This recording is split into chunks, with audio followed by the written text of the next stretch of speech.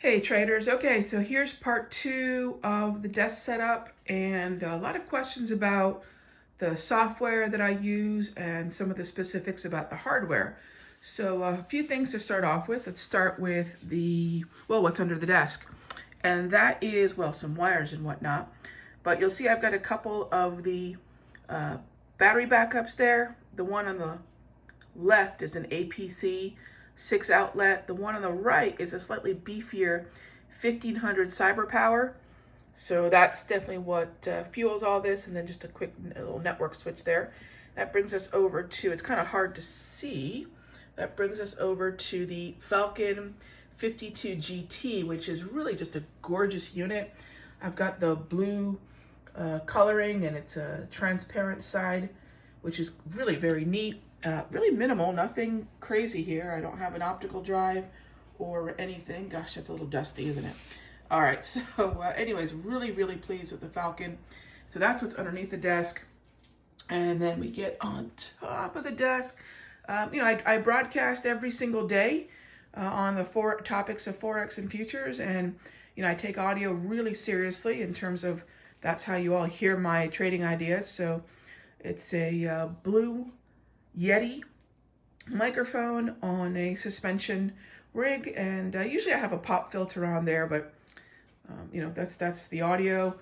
And then also wireless keyboard, nothing fancy. This one is a solar powered Logitech, so I don't have to worry about the replacing the battery. It just lets me know when it's low, and as long as you got some decent light, you just click the button and it'll let you know whether or not you have 100% on the battery or not, and if we're getting sufficient light. So it's a really neat little keyboard. I will say that sometimes, and I have heard this, although I haven't had the issues myself, there is sometimes a lag. I haven't experienced it, but just a quick warning there.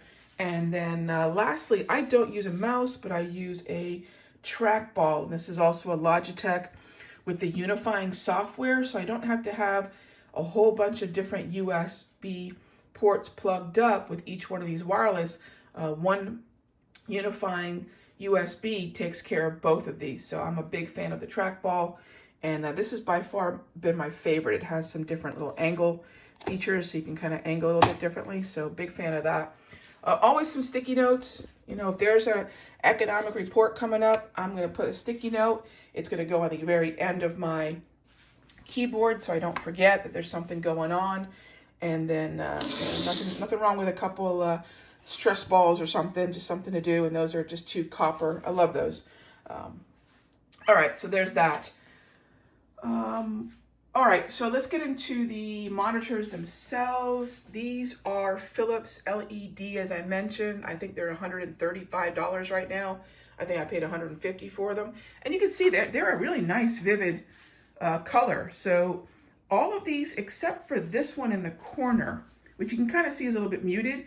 I don't know if I don't have the settings right or whatnot. That's the one oddball. That's actually a BenQ, which at night is really nice because it's not as vivid, but I don't do a lot of Asian session trading. And I do use a program called Flux, which we'll talk about, to keep the glare and the blue light at a minimum. So I'll talk about that there. And then over here, I have a couple remnants of my old setup, namely that 24-inch monitor there, which is currently running Auto Chartist, and then a television, which is usually on CNBC muted during the day. So the one oddball monitor is that BenQ, and you can really see the difference between the Philips and the BenQ. Some people really like that BenQ, but you get a really good comparison there in terms of the monitors. And the BenQ is pretty inexpensive as well. I think it was $144. So there's that. And then the actual stands, let me go to the back here so you can see what's, so right here, I had the old wall mounted, and now you can see these are all just sitting on my desk. There's a stand back in there, really heavy plate, and it holds up all the monitors. Now the functionality of these Vivo stands that I talked about before, the functionality of them is really great because they can move in a lot of different directions, so you can get the angle of what you want just right. Okay, so you can see I've got these curved in and tilted down on the first top row, and then I've got these curved in and then tilted up on the bottom. So I get this really nice cockpit kind of feel where it's not flat at me.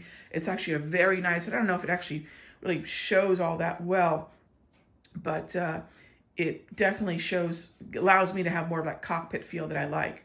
So those are the 8 27-inch monitors. And then what I've got on my desk, I've been actually playing around with some CBD oil that a friend of mine gave me. So that's a little CBD there. I haven't noticed a huge difference, but I'm like, yeah, why not? All right, so that's the rig. Oh, and then I do have the, I will say, I don't mind the, this is the spot or dot or whatever they call that. If I have a particular economic event that's coming up, I'll just kind of tell, and I won't say her name, but I'll tell ALEXA that, you know, set a reminder for 10:15 or something. All right, so software-wise, I mentioned that there's a piece of software that I use called Flux. Some of you might have heard of it. It's a terrific piece of software, and what it does, as we can see right there, hopefully you can see that really clearly, what it does is allow you to change the blue and yellow lighting on your screen. Now I know that Windows 10 has one built in, but I actually prefer the way Flux works, and I actually prefer the color shading of Flux far better than currently what's in Windows 10. So you can get this at FLUX, or it's like FL.UX or something like that, but just Google Flux, FLUX, and this is a free piece of software, or maybe it's F.LUX, I think is what it is. And you can have the blue light high during the day, which is actually, blue light's important during the day, gang. It's not like you want to be devoid of blue light in your life. You just don't want it at night. Okay, so that's that. And I'm a huge fan, especially if I'm trading the Asian session, of taking the blue light out at night and then basically warming up the colors during the evening session. All right, so software-wise, it's Sunday, so clearly the ones on the right are not running right now. This is Bookmap, and Bookmap is a piece of software that I use. I've done a couple webinars for them, or I'm going to do my second with them. And it is volume and price, and it's very cool. So maybe we'll do a separate segment on Bookmap. I've got TradeStation running. That's the TOS platform on the upper row there. It's TradeStation running on the bottom. So I have those running simultaneously pretty much all day long. And then I have some different watch lists that some custom watch lists. You can see right there, it's a custom watch list using my 34 EMA wave and my 8, 13, 21 propulsion dot. So I got a scan right here to know what's bullish and bearish, which is great.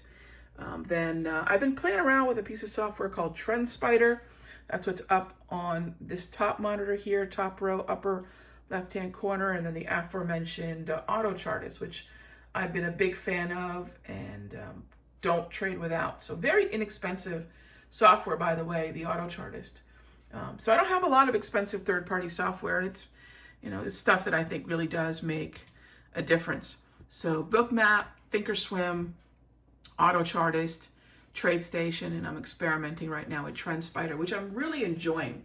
They have these raindrop candles, I think that's what they're called, and yeah, like I said, maybe we'll do a future video on the Bookmap at some point, and then maybe even TrendSpider. I think I have some webinars planned with them as well.